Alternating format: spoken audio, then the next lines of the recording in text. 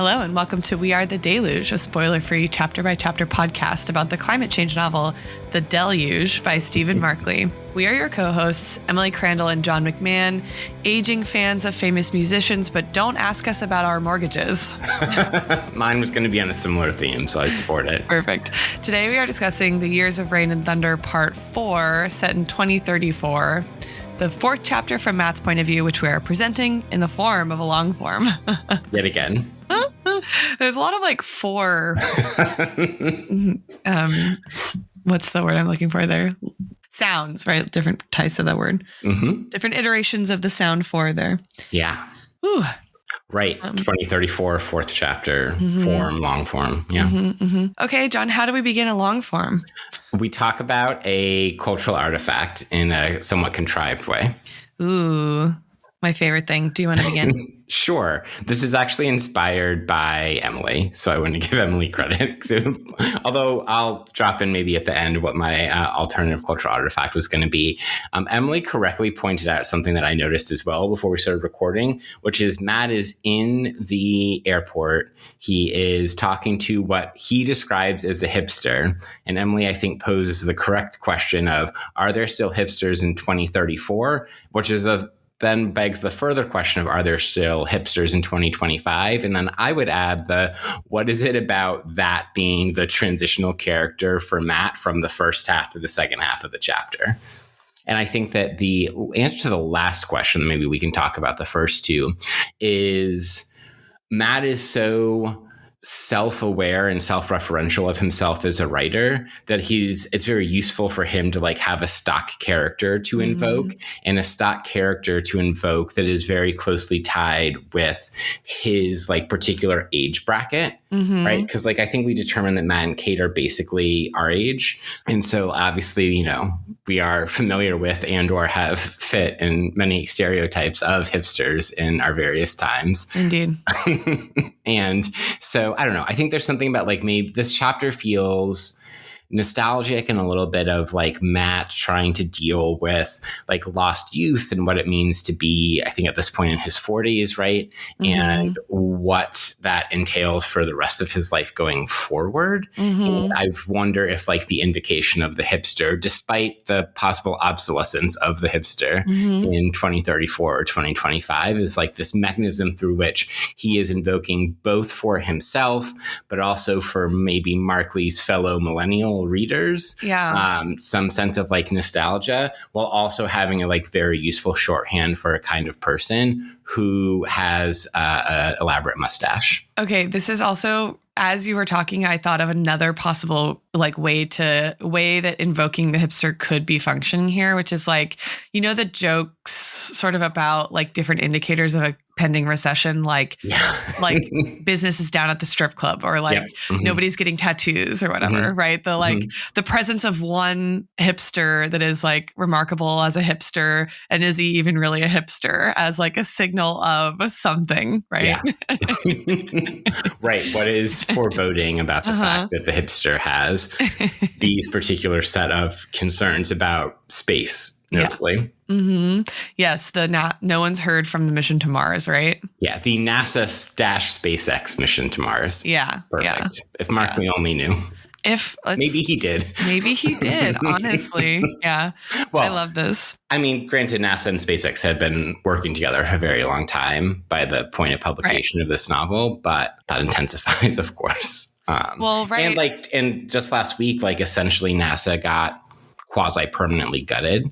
Right. And, like it's really more just a vehicle for SpaceX and other corporate actors as of, June 2025. Right, which is also what Markley is exploring with Victor Love's presidency more broadly, right? The kind of collapsing of, which is sort of the opposite almost of like shock doctrine stuff we were talking about in the beginning of novel, right? Where the government sort of like sells off functions to private corporations. And now it's like the people who own the private corporations, instead of buying off, right, like functions that the government once took over, instead install themselves right in the government and then just give themselves right the contracts basically. Yeah. This hipster in the airport has definitely read the shock doctrine. 100%. Yeah. I also think it's a funny way to signal, right? Matt talks about himself as like having grown a beard, but no one would mistake him for a lumberjack. You know what I mean? Like he's cosplaying someone who's like more worldly than he really is. And this hipster, like Matt doesn't even know what's going on with the preacher. He doesn't, right? Like he read the news though. We know he read the news. Yes. Yes, absolutely. He read lots and lots and lots as we'll get into. And I think it's notable that Matt does not understand himself to be a hipster, right? This is clearly a different type of person than Matt's self-understanding. Yeah, that's great. Shall I offer a cultural artifact? Yes, please. Okay, I'm going to propose China Mieville's novel, The City and the City. Have you read that one? I haven't read it. I know of it, but this is a good idea. It's one of my favorite novels. It's insane. So it's a combination of his like new weird genre of like science fiction, of which like Jeff Vandermeer kind of writes in, right? But it's also a kind of like crime procedural novel. And I read an article saying that he wrote it actually kind of in dedication to his mother when she was dying, because like crime fiction is her favorite genre. So sort of like taking her favorite genre up in his milieu. So the premise of the book is that there are two cities that occupy the same geographic space. They're sort of overlaid, but they're perceived as two different cities, and there's like a really strict sort of police state that regulates citizens' ability to or freedom to perceive the other city that is overlaid on top of it. So like, if you're a citizen of one city, you have to unsee, like consciously erase from your mind, or like fade knowledge of the city kind of into the background of your mind. Everything about the city, everyone who lives there, the buildings that are there, the events take place there, even if they're ostensibly taking place right in front of your face. And there's all these different kinds of markers that denote the separation. And most people sort of from childhood recognize things that belong to the other city without seeing them. But to violate that, right, even by accident, is called a breach. Okay. And it's like a terrible crime. So the protagonist is like a detective who is investigating a murder of a foreign citizen in his city. And then he gets kind of caught up in the politics of like breach, secrecy, the cities being overlaid. And they're like, parts of the city are like cross-hatched, parts are total. But I was thinking about, in this chapter, it really struck me I almost lost some of the layers of like who's deceiving who about what. Yes. And it almost is starting to seem, and we talked about this a couple times with like the efficacy of the low tech stuff in the Weatherman 6 Degrees chapters, like the effort it takes to not be detected versus the payoff of like doing it that way, right? And that it feels like so clandestine that it's almost nothing. But then this is like what eventually kind of, instigates the escalation, right? Is that kind of, but like even here, it's like, okay, so the FBI knows that the FBI is listening, but also is still listening. And everyone knows the FBI is listening. So they're speaking either in code or they're saying things that are like misdirection. Yeah. And then it's like, with a mix of enough real stuff so that the FBI sees the performance of knowing that they know the FBI is listening. Exactly. Yeah. And then it's like, okay, everybody knows that there's something going on, but nobody knows what it is. So in a way, like nobody knows anything and everybody knows everything. And it just struck me this intentional, like both conscious and unconscious kind of need to ignore a whole, set of institutions, places, and people that are right in front of you for a totally arbitrary reason in the case of the city and the city, which is like the rules of the sovereignty or whatever of the cities. Yeah. But like here, like that's sort of what's being negotiated to a degree, right? Like who has power over who, and how does our knowledge about what we are doing or not doing to either like go along with that power or contest it kind of actually fuel the power apparatus in some way. It's a really, really excellent novel. I think everyone who read The Deluge would get something out of it. Yeah. It's different sci-fi take, but like really similar kind of themes in a lot of ways, right? There's a lot of like religious strife kind of within communities and like gender politics and stuff like that. So I recommend it just in general as a good read, but I think it pairs nicely with the book in general. But this chapter in particular really made me think about those I don't even know what the right metaphor is, but like the cross-hatched notion of those cities being like literally overlaid in certain for like, square miles of blocks. It's just like one is on top of the other but they don't exist at the same time.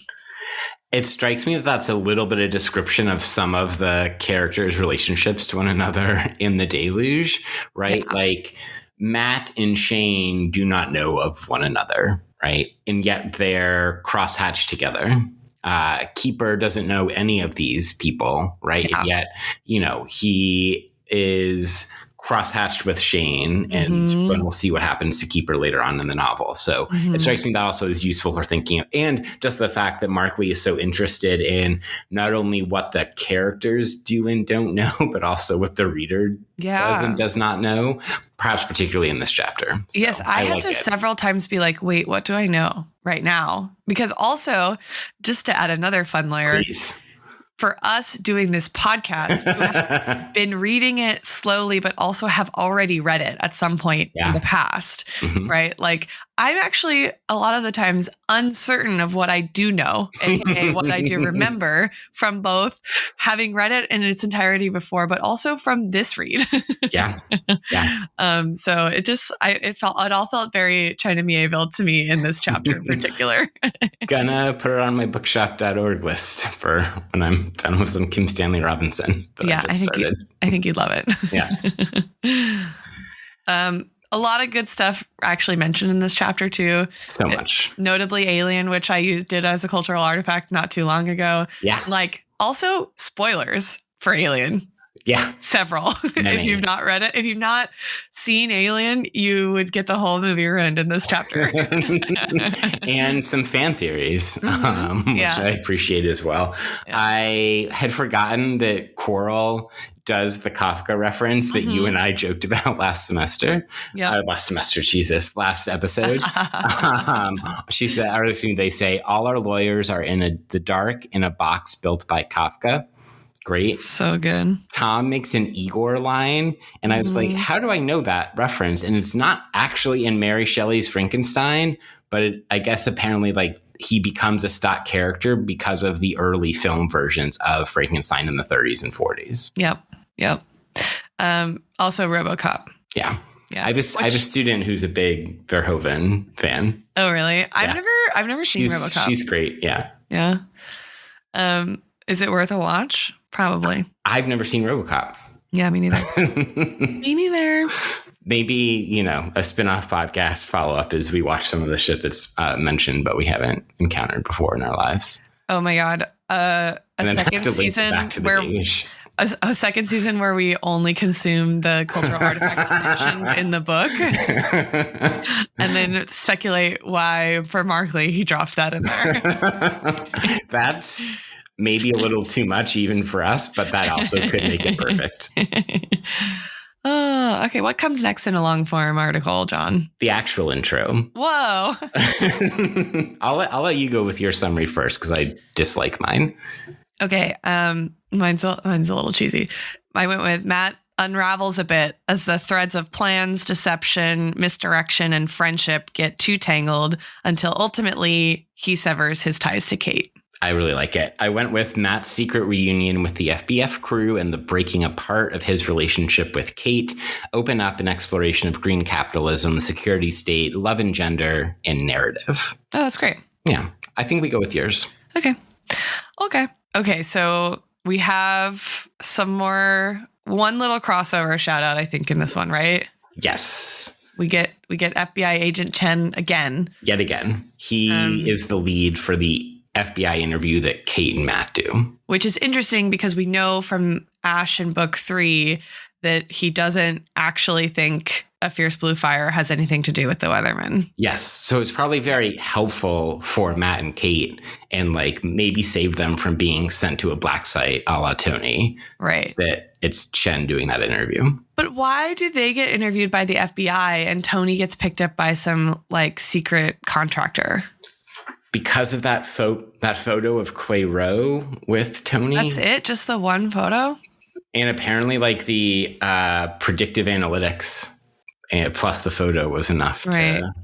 And I mean, there's this theory that Holly, but not just Holly, articulates in this chapter of Tony being like the absolute test case. Right. The power of Pryra. So it's a little bit of like, who do we make an example of? And I think correctly, and this is whether this was a human or an algorithm, who can say, but it's easier to make that test case somebody who is widely unpopular as opposed to someone like Rakia or someone like Kate, who probably has at least enough of a base to provoke more response or resistance. Right. Well, and then I guess from Tony's perspective, right, when he realizes it's because of the real, like private, what is it called? Personal, whatever, the IPA. Yeah.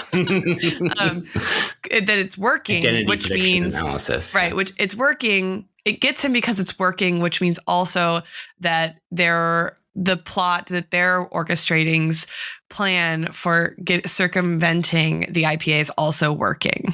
Correct. Yeah. Right. Okay. Mm-hmm. Okay. Mm-hmm. Yeah. Interesting. Tiny bit of Sonia, Kate's mom, who we got, if I remember correctly, in the Vanity Fair profile of Kate by Munitsa, but we hadn't actually encountered directly in the novel. Yeah, she kind of like talks shit about Kate in the article, right? Good jokey, and kind of talks shit about Kate to Matt here as they pass in their driverlesses in the night. Mm-hmm. Yeah. Yeah, what does she say? She's going through one of her... I forget. Activated? That's not the word. That would be funny though, if that was the term. Kate was, this is 489. Sonia also said Kate was getting a little quote unquote hardwired, which was Sonia's malapropism for when her daughter was on edge. Yeah. Hardwired. Activated. I'm going to choose to remember it as activated. Some therapy speak. I know, right? So funny. What else do we want to add into our intro? Do we want Dom's? We find out he wants to just geoengineer everything, and that's his idea of climate sustainability is lethality. Yeah. I think this is the place where we discuss what we think Matt's Goodreads are. Oh, great. Okay. This was your idea, so you should explain. So Matt drops, this is important for Matt's character development. Matt drops near the end of the chapter, like kind of as a prelude to the breakup in a way.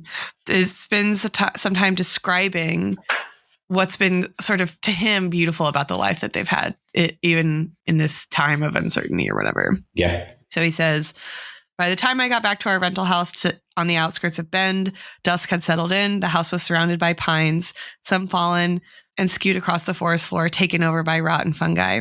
For over a year while Kate schemed, we'd lived this quiet, out-of-the-way life on the edge of a happy broke, getting by on her speaking fees and my photography work.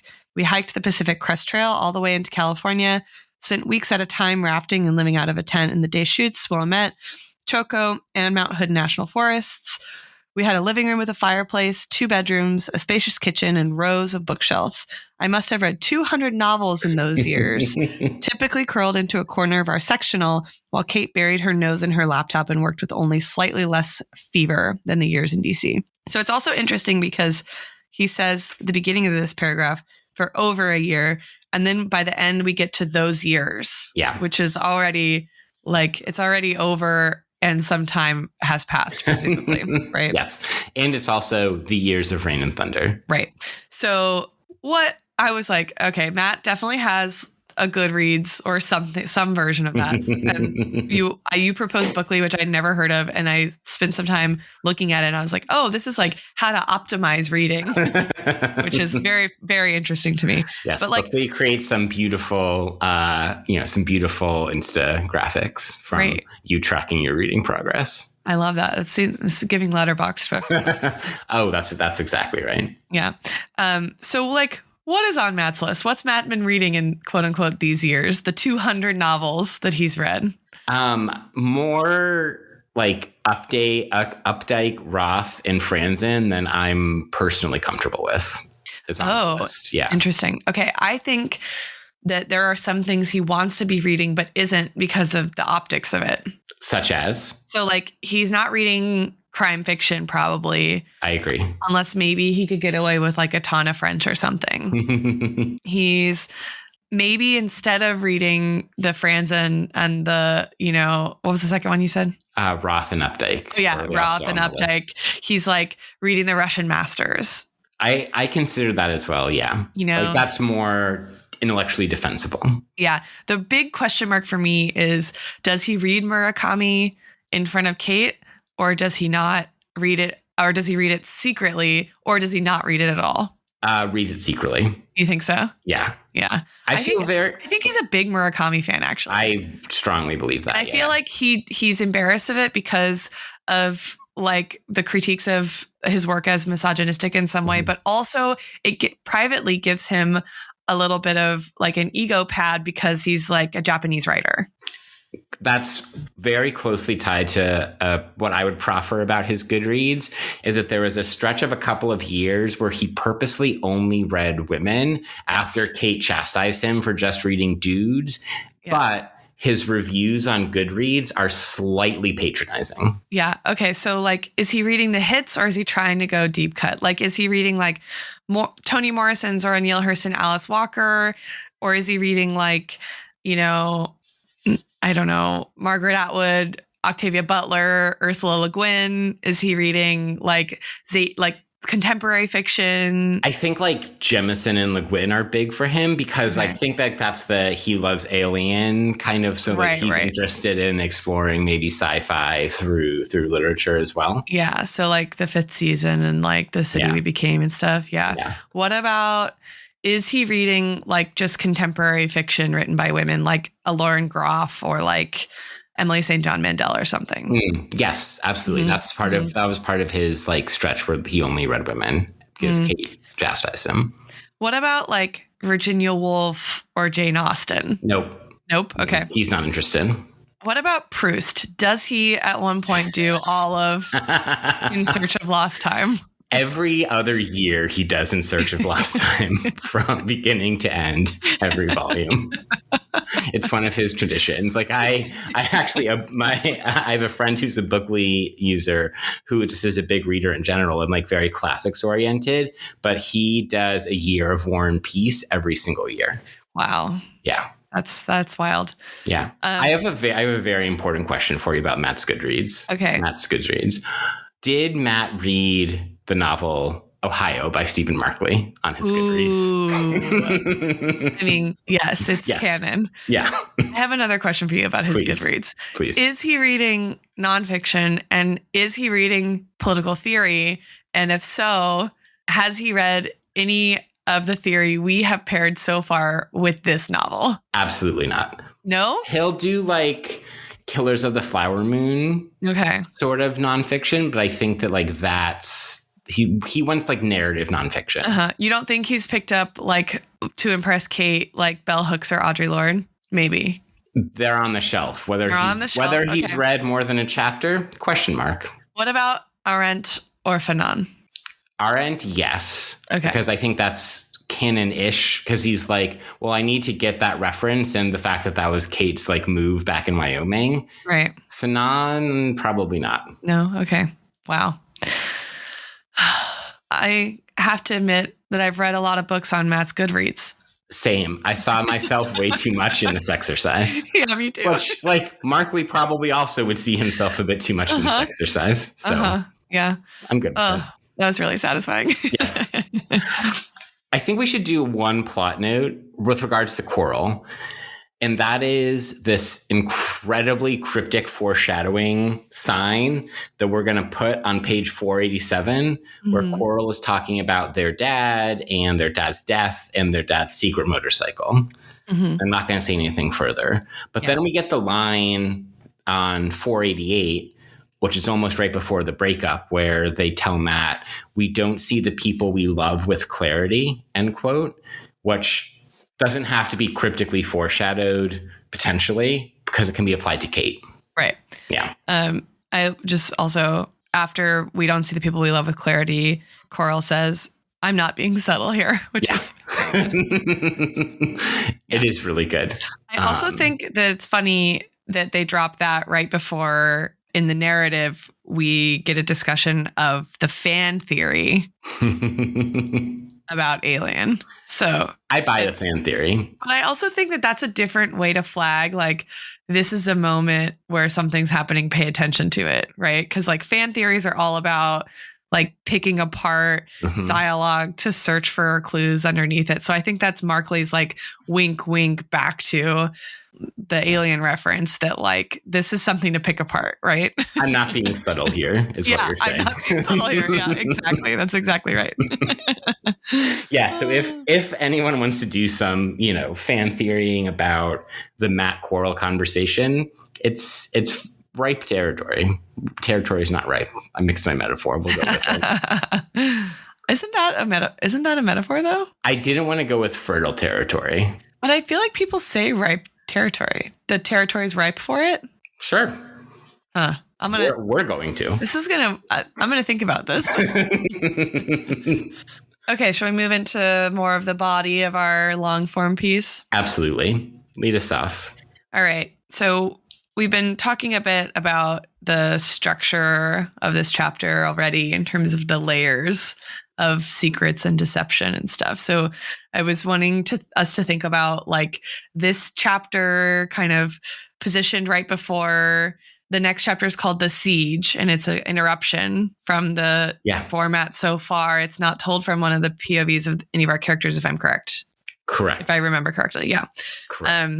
So like, and this chapter is kind of short too. I think it was only like 14 pages long. Yeah. So like short for these later books of the Deluge. Well, and short for Matt chapters. True. So I was wondering what you thought about kind of the difficulty of kind of following the secrets and the knowledge of like what we know here. Also the timelines kind of falling in on themselves here. And like they tend to do in Matt chapters, but I think particularly in this chapter. And then like how the structure of this chapter kind of relates to where it culminates, right? Which is ultimately with Matt and Kate breaking up there. Absolutely. Oh, I was going to go with a different how it culminates. So we should talk about that. But okay. I think one of the most important narrative structural things about this chapter is the way that the character who is most like Stephen Markley, i.e. the like millennial male writer, is doing secrets with regards to all of like the people in his life, like in the FBF reunion, and that parallels Markley doing secrets for the reader in some level, right? Like we see in the way that, and Matt's like internal monologue about what he can and cannot say and how he can and should not say things is, I think, perhaps meant to clue us into Markley's thought process. And he is like writing this Matt chapter or constructing this part of the Deluge where there is this like big mystery about what the concert is and does. And as you pointed out, like we have this very strange, out of the ordinary setup coming next with The Siege. Yeah. Also, we get it a little bit more confirmed that the concert is not what it appears to be, but we still have no idea what it really is because when we, as a reader with Matt, right, like walk in on Kate having a conversation with Seth, they're speaking in code. So they're talking about the concert. They're talking about the insane demands that the pop artists are making to their teeny bopper fans. And then Kate says their fans aren't teeny boppers anymore. They have mortgages, right? The omnidirectional treadmills for their social VR worldies. Yeah. And so like, we still don't know what's going on, but this is the whole pretense for the meeting that Matt has with FBF, right? They say, we know something else is going on. This can't make any sense. Right. Yes. And Holly is saying it from a place of like, right. Absolutely. She says the line where she says, sorry, guys, I'm just swallowing a lot of terror here. I was like, oh, that got me. Like, what a good way to describe having to go on with this insane question mark, like hovering over every aspect of your life. But absolutely. Yeah. So like, but also Matt keeps saying, which it was why this really jumped out at me. Like, I had to pause to make sure I wasn't saying blah, blah, blah. But in some places, when he says that, it's not about the concert. It's like about the interview with the FBI. So you're sort of like, wait, why does he have to pause there? Right? Like, was the interview with the FBI not a real interview with the FBI? Because we also know that Agent Chen doesn't think that they have anything to do with the weatherman. So like, but how would that have even arranged itself? You know what I mean? Like, it's a great question.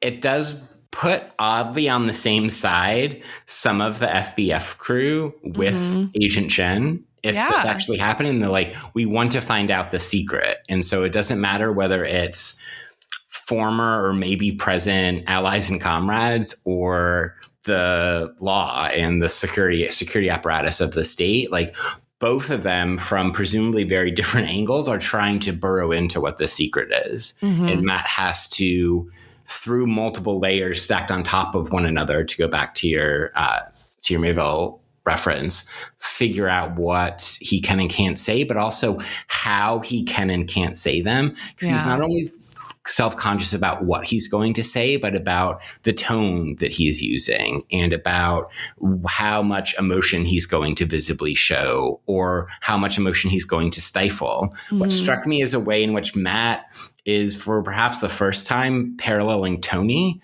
because Tony, so much of Tony's narrative as he got confronted by Wallflower and Croissant in the last chapter is about both the what am I saying and how am I saying it. So there's this like additional embodied affective level that he's also trying to self-surveil and manage. Right. But we get Tony doing that in real time, and we get Matt presumably reflecting on it at some point.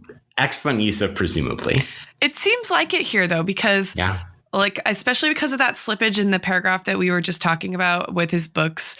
And then also in the way he constructs the last sentence of the chapter, right? Yes. So they break up. And also it's part of their breakup too, that they're like operating on different timelines and time scales and time horizons, right? Like, she's like, this is in motion. I'm doing this. And he's like, I don't want you to do it. Which one read of that is like, it's whatever it is dangerous or something. And like, I think it's bad. But she reads it as like, you still want a different life than the one that I've been telling you I want. And you can't let go of that. So this isn't about the concert. This is about you not being able to like, to either let something go or like, I don't know, imagine your life unfolding in a way that doesn't eventually just kind of get you with all the things you're supposed to have on a normal, right? Like reproductive timeline or whatever, reproductive future. And they're both right about the other. I think. Yeah.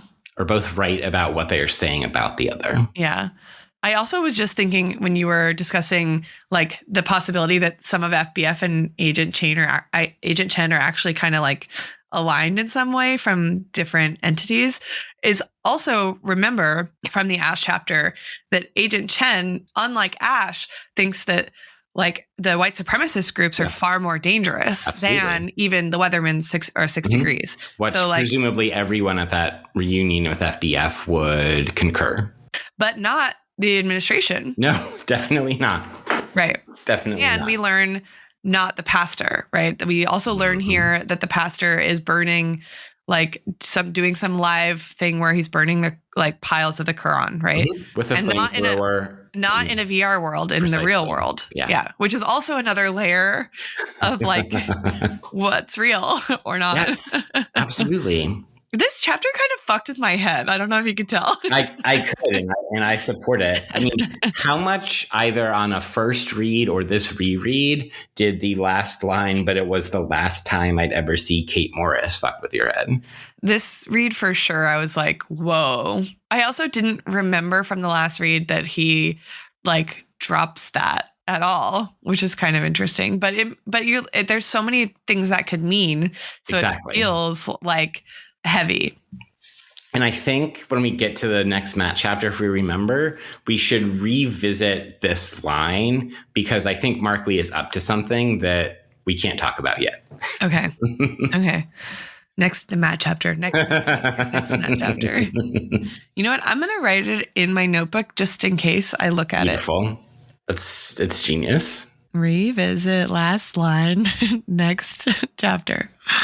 Something else narratively that I believe both of us noticed is that this is another chapter, and maybe Matt does this the most self-consciously, even as this is true of other chapters, in which the weather is a character and narrated as an active, like agential force. Yeah.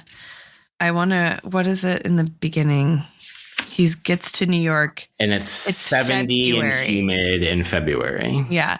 Which, like, I did a double take at that. I was like, because he describes sweating before he drops that it's February. Mm-hmm. So I, in my mind, was picturing like July. I was picturing like today, you know? Mm-hmm. Exactly. And then I was like, what the fuck? February? That's crazy. Yeah. Oh, I accidentally turned too far back. And it's for him. So I merged from New York's intestines. Yeah. Great writerly analogy into the 70-degree February day. The air sweating, not just the people sweating, the air sweating. People carry jackets under their arms while mopping their brows, still expecting the humidity to turn to rain. Matt does love to narrate the rain. I know. Yeah, that was a very visceral kind of description of the weather for me there. Well, I mean, I certainly had, and I'm sure you increasingly have February days where you are sweating on the subway around New York City. Oh, yeah. Yeah. So like when, there was another description I think that was really good, but I forgot to write it down. Oh, well. I love the idea that the air could be sweating. I think it's like, but also it's interesting because, we've talked about this before when the weather's been really prominent. Like, is the weather doing something or is something happening to the weather? Is the weather being acted upon or is the weather acting upon? Or like, to what degree are both of those accurate / appropriate reads of the weather as a character? Yeah, I think they both are, because I'm also thinking about Keeper is the other character for whom the weather is most important. Yeah. And I think for Keeper, it's often framed as the weather causes him to do something, like act. And I think the weather provokes Matt to write. Yeah, interesting. Yeah, he's also narrating like being sweaty when he's like playing with Coral and like, which is the setup for this conversation that's obviously loaded, right? That by their own admission is not subtle. Yeah. Oh, right. And okay, flight, so yeah, that's exactly what I was finding too. So his flight is delayed due to storms across the Midwest too. So, and this is like where he encounters the hipster and where this revelation of like what the pastor's been up to is dropped, and then also where we learn about the NASA SpaceX Mars mission. So the storms in the Midwest are the backdrop for kind of that transition, right? In some ways, in multiple ways. By that, I mean, and we also sort of learned that we are reminded that a lot of the Midwest and the East is underwater. Yes. Yeah.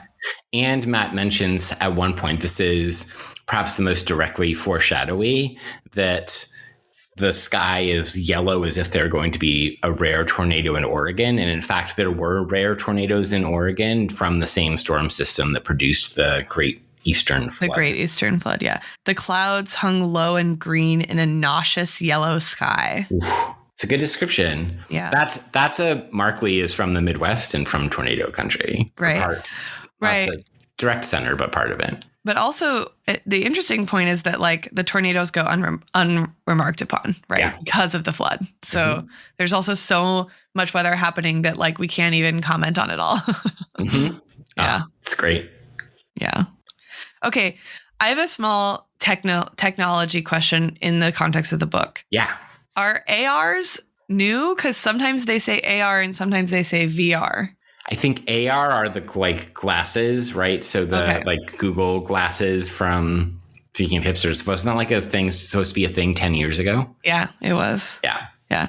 Okay. So it's just the like more streamlined version of the headset, but do they function differently? I don't think they take you into VR, but I think it's so that like literally, you know, your email and text messages and Instagram got it. and your feed, like your Slapdish feed is like, you know, in front of your face at all times if you want it. Okay. Even if you're not fully immersed in a world. The reason I was confused is because in the last chapter, Tony made the joke about VR headsets becoming so small. They're like the Star Trek one, which is basically looks like glasses. So, but I can see the difference, right? One's like a band, so there's wraps still, all the way around, right? And the other, ears, Okay, so they do function differently. That's a good, important clarification.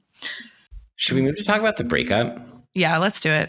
I said at the end of our previous episode that this is the chapter where there was the most disagreement in my classroom, and I forgot you said that. And it's about like whether people are Team Matt or Team Kate in the breakup. Okay. What was the consensus or what were the like arguments? Where do you think the majority of the class came down, knowing teaching a lot of young people? On Matt's side? Yeah. Very, very strongly Matt. And the breakup. Yeah. So like I am generally sympathetic to Kate, so like I wrote hard for Team Kate just to like create a little, you know, debate tension in the room, in the classroom, you know. And they're like, well, Kate's so mean to him, and Kate's never like emotionally there for him, and Matt just like wants to have a nice relationship with her, and so on and so on and so forth, and pop like out a couple babies, and I think particularly it's like Kate's coldness in the actual act of breaking up that really upset them. And generally my class was anti-Kate from jump in this novel. So I was often defending Kate, which was interesting. And I don't know, I think this is some of Mark Lee's, in the breakup, some of his best interpersonal relationship and emotion writing. Yeah. Like there's, I think, a clarity that he has with these two characters that actually does get to some clarity about like the challenge of relationships or like what can lead to a breakup. Right. It's like I'm thinking about the bottom of 491.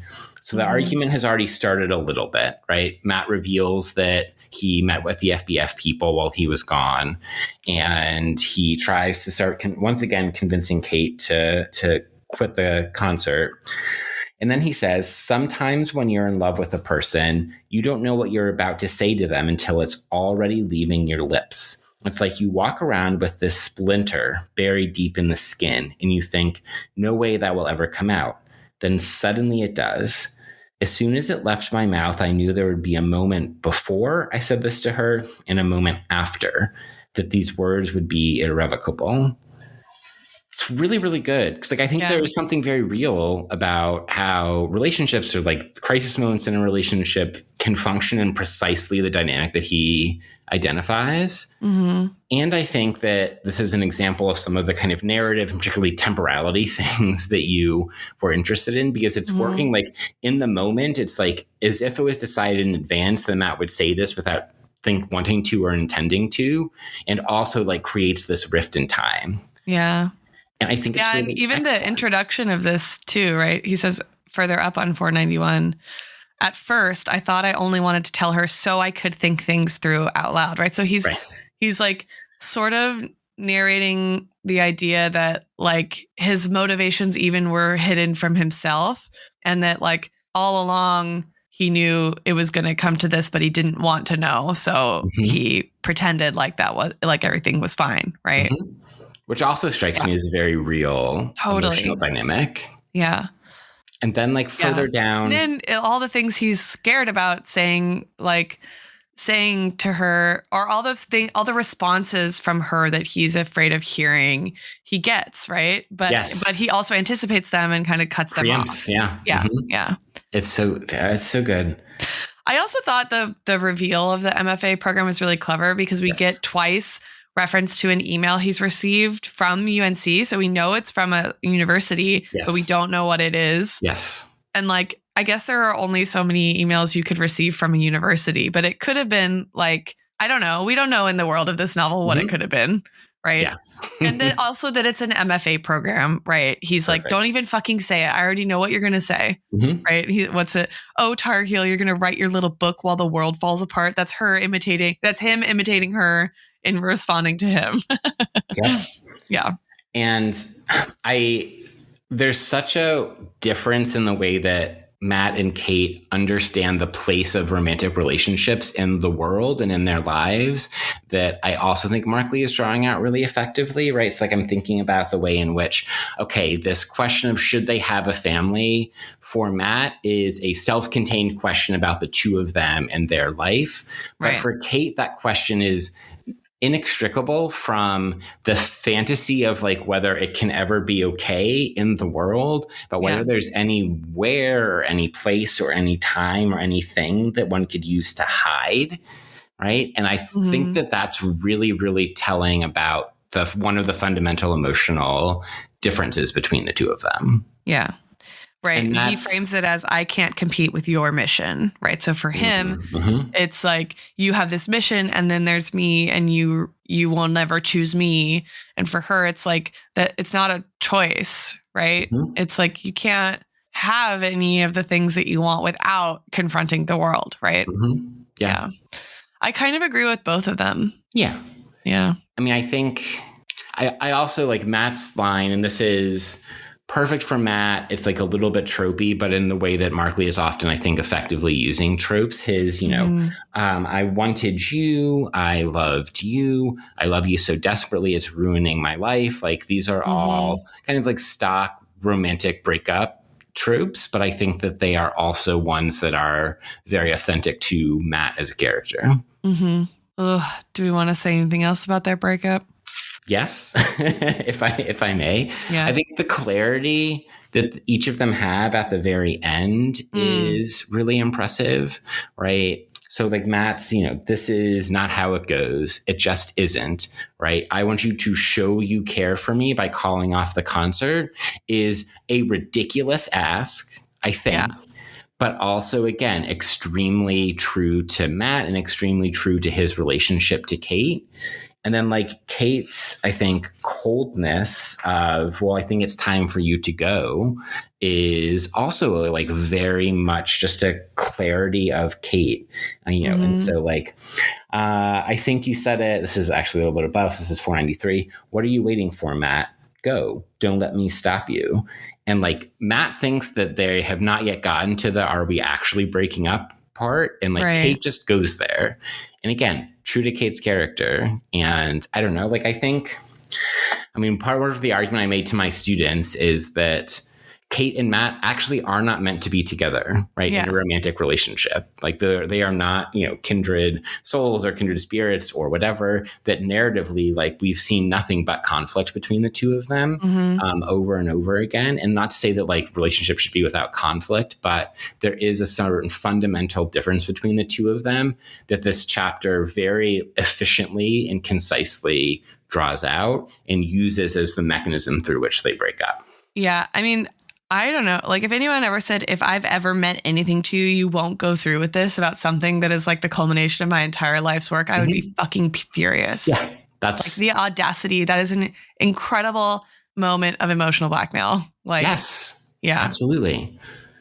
Yeah. It's that all or like, that's how Matt understands the stakes. Right.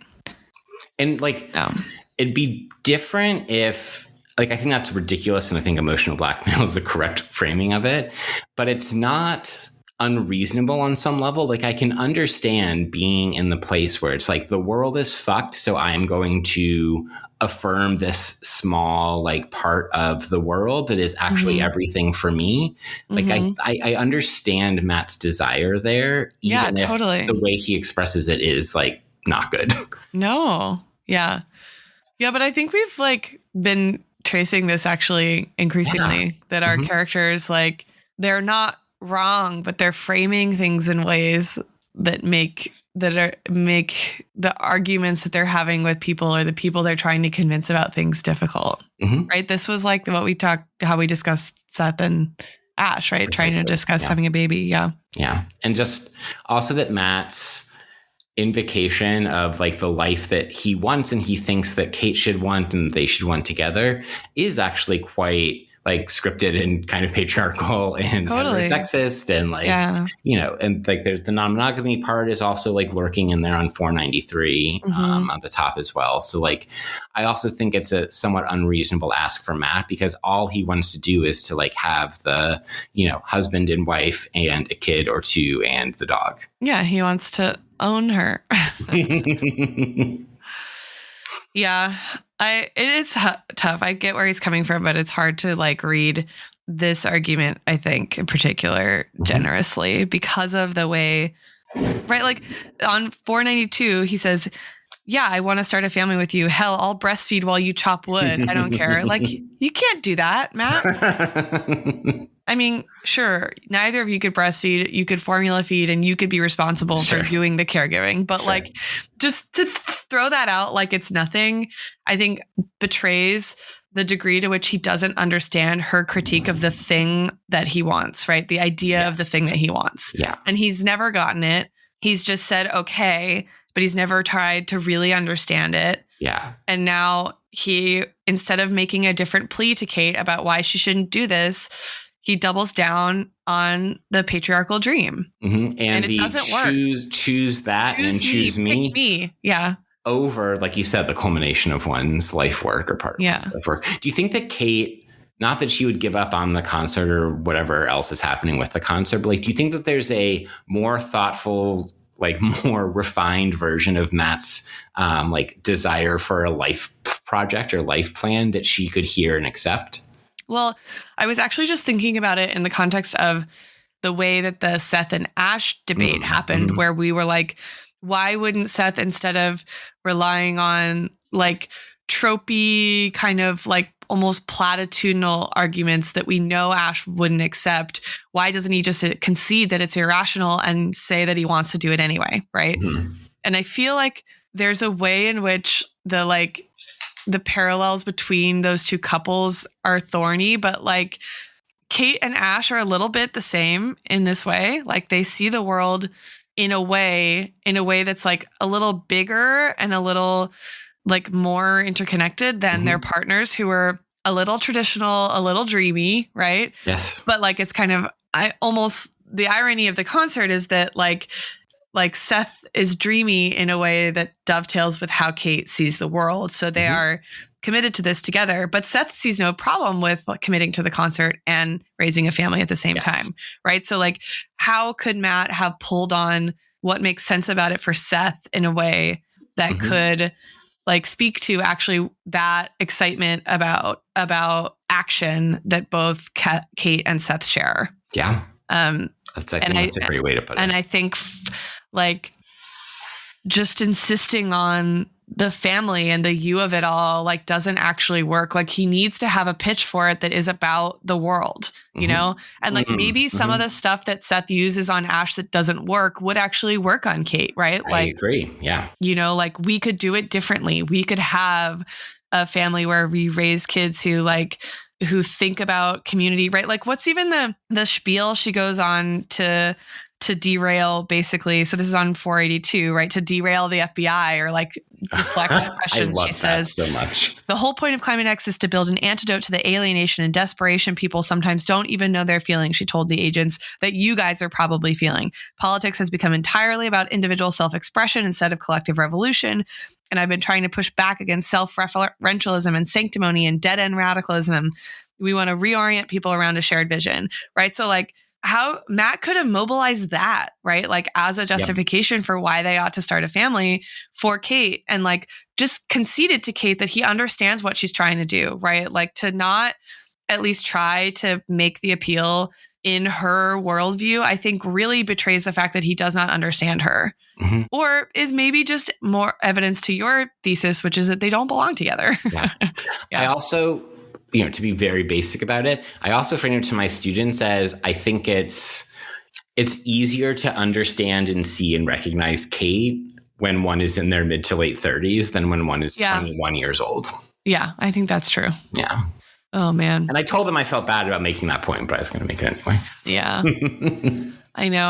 I'm starting to get there with them, man. I'm like, oh, blah, blah, blah, blah, blah. No one was alive when 9/11 happened. Okay, great. Hold on. I got to totally rethink every reference I ever make to demonstrate a point. Yeah, I do for my icebreaker and intro. It's always, one of them is always, what's your first political memory? And I've been doing that for 14 years at this point. And so it's quite the shift. Interesting. From 2011 at Hunter to 2025 in Sidney Plattsburgh. Yeah, that's really good.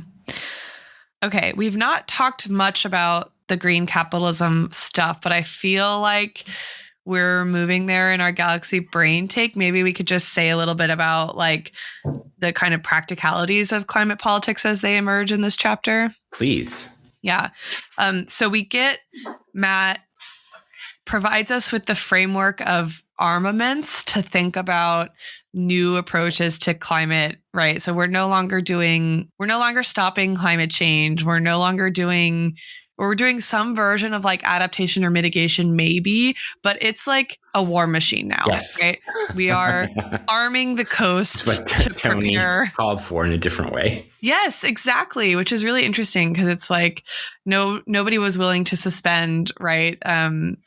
The democratic check on the executive until the threat was, democratic or something. Yeah. But he uses the language of armaments. So this is on 486. The whole paragraph's really good. Yeah. So Matt says, this left me and Coral on the street together. We stood for a moment, gazing all the way to the Hudson, where I could see the cranes and barges manned by construction crews. I knew from my years at FBF that these were part of the operation to build the living breakwaters, piling rubble, concrete, and stone to slow storm surges and grow ecosystems of oyster beds to form protective reefs. That was the idea, at least. This was a Fierce Blue Fire's new focus, working with cities and communities to gird them for what was coming or already here. Everyone had given up trying to actually stop the problem itself. Now it was about armaments. Mm-hmm. And Matt has the language of adaptation, right? And yet he chooses armaments here. Right. And we also get that frame as a kind of way to think through the love regime too. So we have like Tom talking about Victor Love on 483, right? Or no, is this for Kia? No, Tom. According to my contacts, Love is trying to merge his own security empire with the normative functions of the DOJ, FBI, Homeland, CIA, moving quick, but not too quick, right? So the question I think that Markley is asking us is, what is the relationship between this like quasi-private public partnership armaments approach, right? And we have a climate czar, and this particular like mechanism of evolution or devolution of like Love's security regime. Yeah, it's the fact that we got introduced to, I think it's Admiral Doms in the previous chapter. And then here we get that he's into geoengineering, I think makes a lot of sense, because one way to describe geoengineering is it's an armament, right? Because it probably requires a huge amount of military technology in order to carry off any geoengineering scheme. Like I referenced earlier, so I just started reading Ministry for the Future, and like minor spoiler for something that happens very, very early in the book. Like after one of the deadliest heat waves ever, India decides to like do some aerosol injections into, I forget what layer of the atmosphere. And like there was one chapter from the perspective of one of the pilots, and it's like an Air Force pilot, and they're flying Air Force, like Indian Air Force planes as high up as they will go to then like release the aerosols. Wow. And so like it is a literal war machine, right? To use your term earlier. And so like, and this also ties into like Matt's critique of Fierce Blue Fire, which I'm sure we'll get into in our Galaxy Brain Takes. Yeah. And he also says, right, that in Meniz's article, right. His old friend. Right. About Clay Rowe. Right. You get an account of how the weatherman is working. So Clay Rowe tried to erase the activist version of himself. Right. So from Matt's perspective, this gives a clue as to how the weatherman operated, but also clarifies how blindly and illegally the government is pursuing them. So we see this like question of the status of sort of legality, illegality, and whether, again, that's going to matter at all for climate armament. And that the climate armaments is linked to the surveillance and security state, is linked to to anti-Black violence, right? Which is how the chapter actually opens. Right. And then it disappears, right, from the chapter, really. Yeah. It does. Yeah. Should we move to our Galaxy Brain Takes? We should. Do you want to go first? Sure. So for my Galaxy Brain Take, I would like to propose Adrian Buehler's The Value of a Whale on the Illusions of Green Capitalism, which is an obvious place to go. But I think kind of one of the things we haven't had the chance yet to discuss that this is useful for is to think through the new approach of Fierce Blue Fire and the fact that Matt has a critique of Fierce Blue Fire that I don't think he would have had at the start of the Deluge, or maybe even, certainly not in book 1, maybe in book 2, but in books 3 and 4, he can kind of articulate this sort of critique of green capitalism, even without Matt directly using that language, although he uses similar language. He's like talking about how Fierce Blue Fire is now just like meeting with the Sustainable Future Coalition, is taking money from all these corporations as they do their greenwashing. And that's a different change in that. Specifically, he drops Exxon, right? Exactly. Which is, we can assume incredibly pointed. Mm-hmm. And so this, I think, means that maybe one of the things Matt should put on his Goodreads list is The Value of a Whale by Adrian Buehler. So I'm just going to read, and of course I've now lost actually the quote I was going to read from her. Okay, so here, this is just from the introduction, page 7 to 8 of The Value of a Whale. This book is motivated by a straightforward question: why, despite unprecedented public knowledge and concerns, as well as commitment, at least rhetorically, from governments, despite the raft of technological solutions and policies we've devised, and despite the immediate suffering of so many as the impacts of ecological emergency hit, do we remain so off course from a habitable future and safe present for so many? The answer is somewhat less straightforward. In seeking it, this book does not aim to add to the existing accounts of bad faith actors, et cetera, et cetera. I want to jump ahead a little bit. My contention is that the forces holding us in our current state of suspended animation are no longer primarily as insidious as that. Instead, this book makes the case that our present challenge is less a plague of overt denial than of self-defeating adherence to flawed assumptions and solutions, but increasingly by the interests and influence of a swollen finance sector. Ours is a world defined by the imperatives of the economy, conceived of as a discrete unit distinct from the environment in which it functions, rather than one where a thriving economy is a vehicle for life to flourish. Indeed, myopic and narrowly defined impacts on the economy are often the only lens through which climate and environmental policies are designed and their success appraised. Mm-hmm. And so I wanted to pick that paragraph rather than a paragraph where she gets into the critique of green capitalism more directly, because she's there attuning our attention to not just what are the specific policies, but what are the ideological and discursive and theoretical unthought presumptions that lead us to these false quote unquote solutions. Mm-hmm. And I think that there's a way in which one way to understand Matt over the course of the novel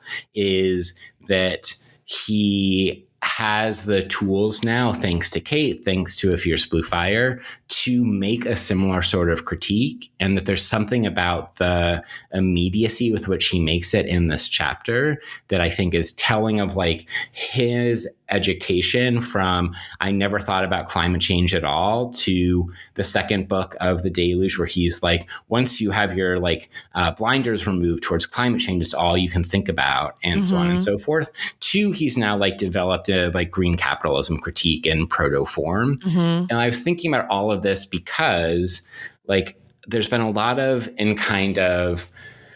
center left writing publicly and journalistically about the climate over the past couple of months that has made arguments about how yes, the Trump administration's policies are absolutely abhorrent when it comes to the climate, but we can still rely on market forces and the increasing market predominance or availability of alternative energies and so on and so forth to keep us on track to reach some nebulous goal. And I understand that. And I would rather there be market incentives to do more wind and solar than build more coal power plants. And yet Bueller is, I think, forcing us to ask the question of like, how much have we lost and how much have we ceded to get to the point where we have to rely on green capitalist solutions as like a bulwark against a government. And that strikes me as a similar dynamic to what Matt is in his mind, not out loud, confronting the remnants of a fierce blue fire with. Right. Because it's not that like, it's no longer a kind of classic neoliberal argument, which is that the market is the only way to deliver goods. Yes. Right. In a just way, in some way. Right. Yes. Or like in a libertarian equal way. Right. Vis-a-vis the equality of competition. Right. But like the market at least has mechanisms that can produce incentive, right? Yes. Which is the word you used, that can help to guard against a regime that not only has no interest in actually climate change at all, but has is made up of people with incentives, in fact, to do things that are explicitly kind of contrary to the cause, right? Yes. Yeah, that's interesting. Yeah. And it's like the way that Bueller defines green capitalism, and this is on page 12, right, is the union of two defining pillars. First, the effort to preserve existing capitalist systems and relations in response to this unprecedented threat. And second, ensuring new domains for accumulation in the transition to a decarbonized and ecologically sustainable economy. And like, again, to turn it into like a question about Matt would have been on the side of at least add Agent Jackie in like book 2, that seems like a great idea. And now he is highly skeptical and critical of it. Again, even if he can't voice those concerns. But I also wonder whether there's another like question there, which is like, can a green market temper the like anti-green spirit of a increasingly authoritarian regime? Absolutely. Yeah. Yeah. And so as you can tell, I'm considering like I'm thinking about what's the like capitalism, growth, degrowth part of my EPT course going to be this fall. I think that's really interesting. Okay, so I'm going to propose something related. Great. To a degree. Okay. I'm going to propose that we pair this same discussion with Yanis Varoufakis, the former finance minister of Greece, on techno-feudalism. Incredible. So I want to just read a little bit from the preface, just like his just defense for a lay audience, aka like his daughter or something, about what capitalism has already become. So he says, what has happened over the last 2 decades is that profit and markets have been evicted from the epicenter of our economic and social system, pushed out to its margins and replaced with what? Markets, the medium of capitalism, have been replaced by digital trading platforms, which look like but are not markets and are better understood as fiefdoms. And profit, the engine of capitalism, has been replaced with its feudal predecessor, rent. Specifically, it is a form of rent that must be paid for access to those platforms and to the cloud more broadly. I call it cloud rent. As a result, real power today resides not with the owners of traditional capital, such as machinery, buildings, railways, and phone networks, industrial robots. They continue to extract profits from workers from wage labor, but they are not in charge as they once were. As we shall see, they have become vassals in relation to a new class of feudal overlord, the owners of cloud capital. As for the rest of us, we have returned to our former status as serfs, contributing to the wealth and power of the new ruling class with our unpaid labor, in addition to the wage labor we perform when we get the chance. So I think unpaid labor here is like browsing, scrolling, producing data. But I'm wondering if like there aren't even, if what Markley has imagined for the evolution of capitalism in the world of the deluge is like some actually version of what is being described here as techno-feudalism, but where the unpaid labor that we're doing through consuming and using technology isn't even labor for the wealthy class, but it's labor for the security state. So we are performing labor for the feudal armies, in addition to the feudal lords, and that like thinking about how uneasy the relationship between like, who are the feudal lords maybe in the world of the Deluge is one question. And then what are the relationships actually between the feudal armies and the feudal lords? How tenuous are those dynamics? To what degree do the armies like serve the lords or not, right? And then like what is sort of like what is possible for a rebellion of serfs, right? When sort of everything that we do in some way feeds the power of the like twin apparatuses that are sort of ruling over us in like many literal and metaphorical senses. Yeah. And like it struck me that here the kind of like collapsing, the sort of the merger, right, of love's security empire with the normative functions of the DOJ is an interesting way to think about like a pre-feudal time where there is no either kind of ideological need or demand or functional material need or demand for the separation of powers, right? The like armies sort of function as a literal armament against the people for the Lord, right? Right. It's a kind of straightforward function in that sense. And there's nothing ideologically inconsistent about it because we don't yet have at least a fully fleshed out idea of like universal human freedom or something like that. Yeah.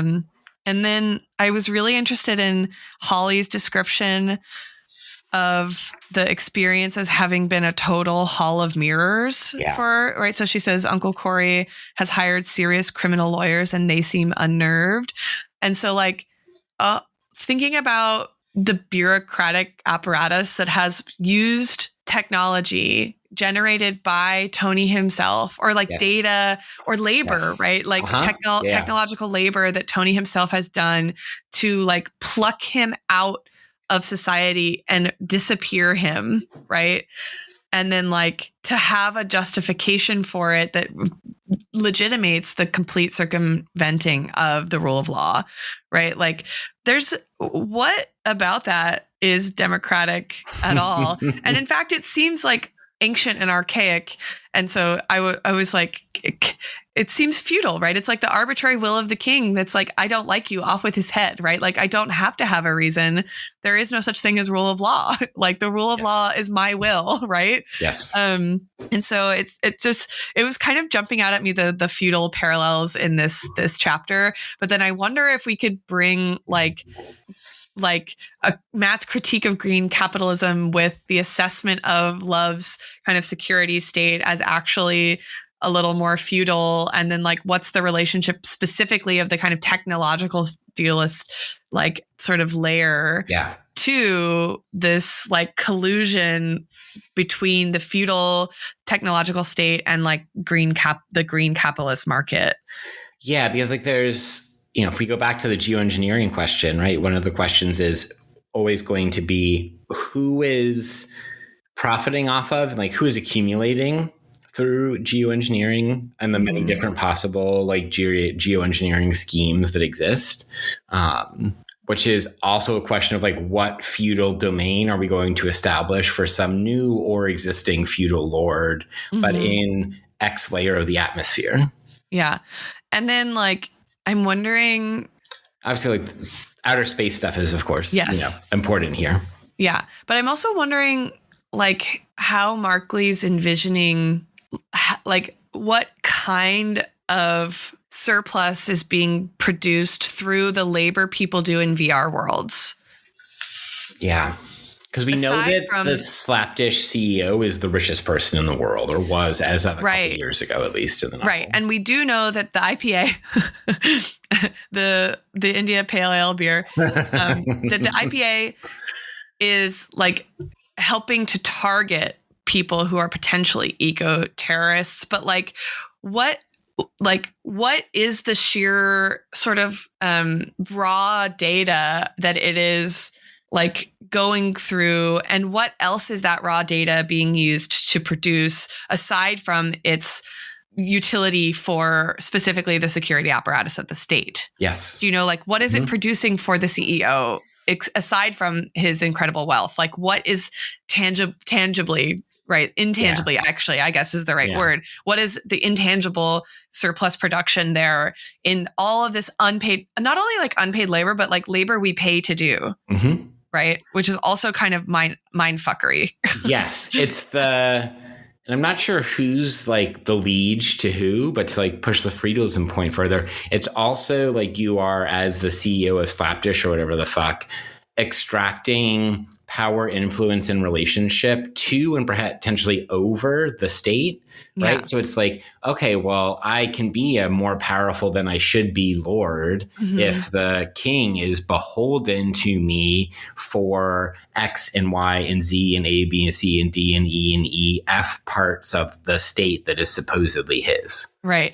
And I also think rent in this configuration is a really useful way to think about the tenuousness of property ownership in the context of climate change, right? Displacement and like entire LA, right? All the homes in LA being razed, everything in the Midwest being underwater, like who owns what really, right? Everything being uninsurable. Yeah.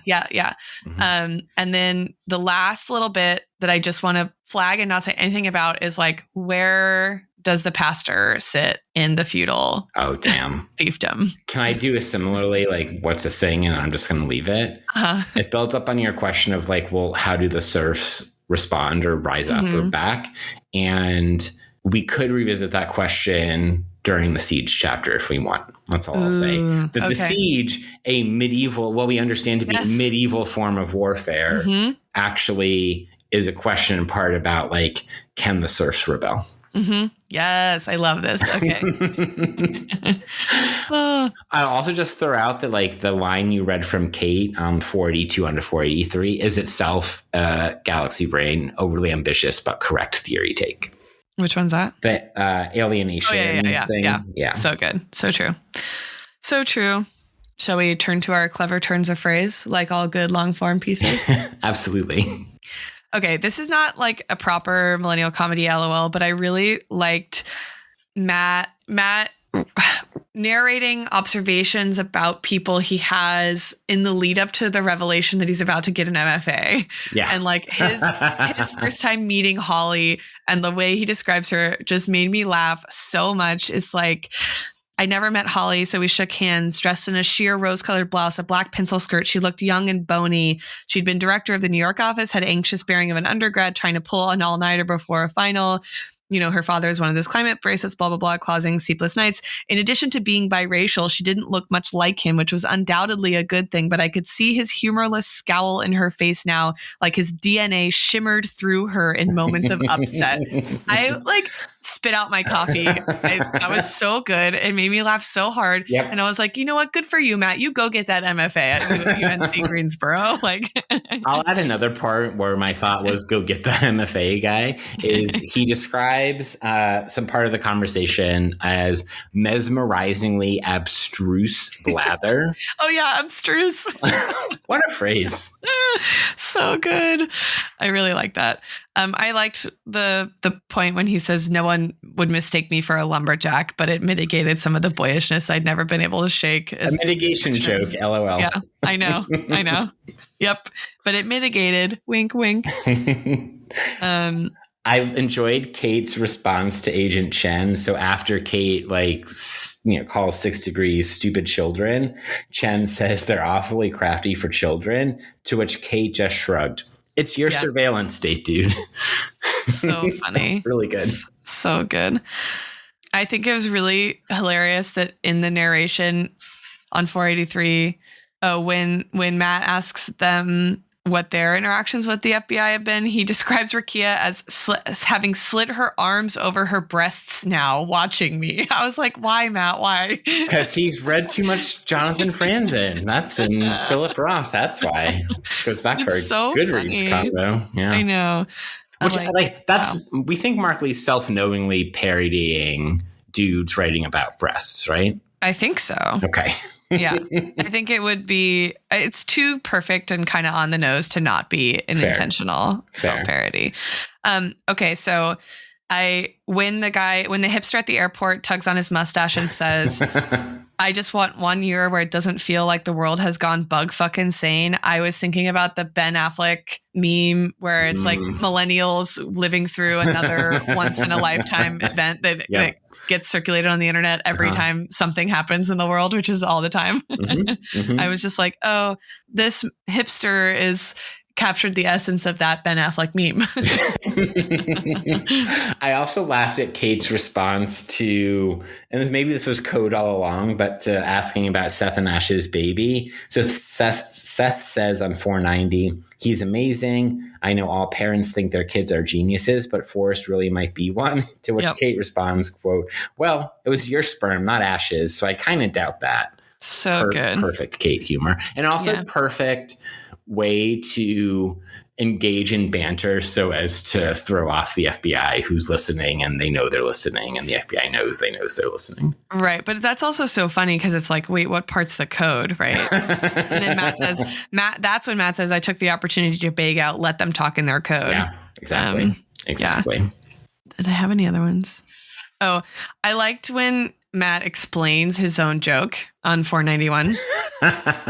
So she's like, hasn't slept. He wakes up. She asks, Kate asks, will you rub my feet? And then he says, if you cook me breakfast like a good woman. And then he says, it was a joke because I always cooked. Yeah, he would have to, in his self-narration, explain that one. Yeah. But it's funny because he like knows her enough to know why that's a funny joke, but he hasn't actually internalized like what that means. Right. Correct. Yeah. I think those were all my LOLs. Should we try to name this long read piece? Yeah, let's do it. I've got for you Mesmerizingly Abstruse Narrative, the really good. Years of Reunions and Breakups. Oh, that's good. Okay, I went for like a kind of like more traditional kind of long form title and sub drop here, also winking at the book title. So I went with Preparations for the Climate Concert Heat Up. Kate and her former org pursue different strategies with the wealthy, all with the FBI breathing down their necks. But was it all worth it? I think we add that into your episode summary. Great. Maybe we go with my title and your double episode summary. Perfect. I'll type it in there. Oh, man. Okay. So next up we have The Siege, which we're going to break up into two parts. Yes. We're going to go to date. I assume it's dated, right? Ish. Yes, it is dated. So we're going to go through the top of page 521. So if you are religiously, a la feudal times, following along in your catechism of the Deluge, then you can stop before May 20th. Starts up on page 521. Thank you, readers. Yeah. Thank you for joining us in this episode of We Are the Deluge. And we are the Deluge.